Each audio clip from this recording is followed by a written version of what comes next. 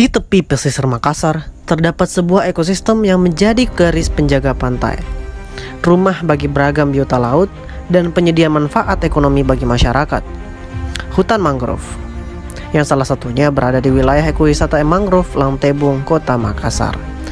Namun, apa sebenarnya yang terjadi di wilayah mangrove Lantebung? Bagaimana kondisinya berubah dari tahun ke tahun? Mari kita selami fakta di balik perkembangan mangrove.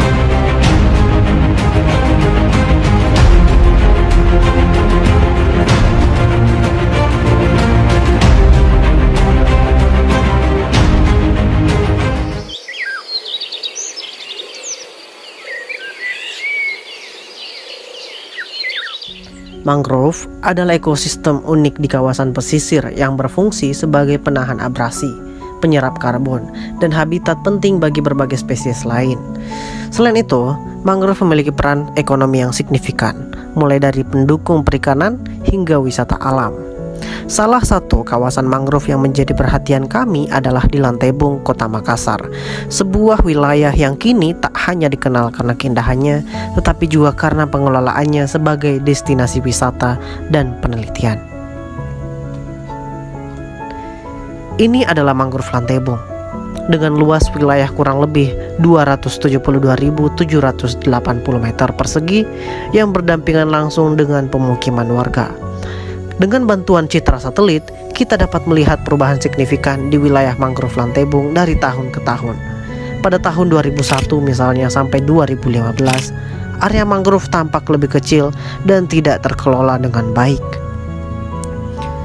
Namun mulai tahun 2008, masyarakat mulai memiliki kesadaran untuk mengembangkan wilayah mangrove di tempat mereka. Mereka mulai bekerja sama untuk merehabilitasi mangrove, menjadikannya lebih hijau dan lebih luas. Hal ini dapat dilihat dalam citra satelit pada tahun 2024. Tepat 15 tahun setelah rehabilitasi mangrove digaungkan, terlihat beberapa lokasi yang awalnya gundul, kini menjadi lahan hijau yang dipenuhi oleh hutan mangrove. Bahkan, setelah kami datang berkunjung ke tempat itu pada tanggal 23 November 2024, lokasi tersebut kini telah menjadi tempat ekowisata untuk masyarakat sekitar hingga tempat pusat penelitian bagi para peneliti.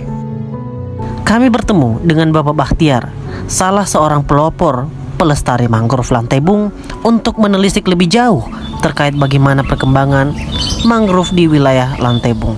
Terasa Pak, bukan saja teman terasa, nilainya juga terasa, penghasilannya ada sampingannya juga. Dulu kan tidak banyak bikin bakau, pas sekarang banyak hidup di sela-sela bakau, malah daratan bertambah naik. Tidak sampai miombak di sini air, biasa sampai di sini air Pak kalau sore. Di bawah rumah.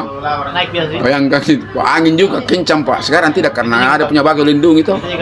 Berapa itu? Satu mobil 400 bibi. Satu mobil besar itu. Akhirnya menanami, ditanami di belakang semua ini. Yang kosong dulu di belakang, baru ke bawah lagi. Jadi semua itu yang di pinggir sungai itu dari bibit sinjai itu Pak, bibit dari sinjai. Itu pertama menanam dulu masyarakat di sini. Akhirnya tumbuh itu satu minggu kemudian bawa lagi 400 dari 800.000. Terakhir lagi 400 dari yang kita tanam itu 120.000 bibit. Semua yang tumbuh semua ini karena semua masyarakat dibabkan turun. Karena makin banyak mangrove makin bagus karena juga penahan tsunami, ombak. Kalau sendiri dulu tidak ada ini sampai ke sana air. Sampai ke itu nada apa itu jalan di sana dulu air.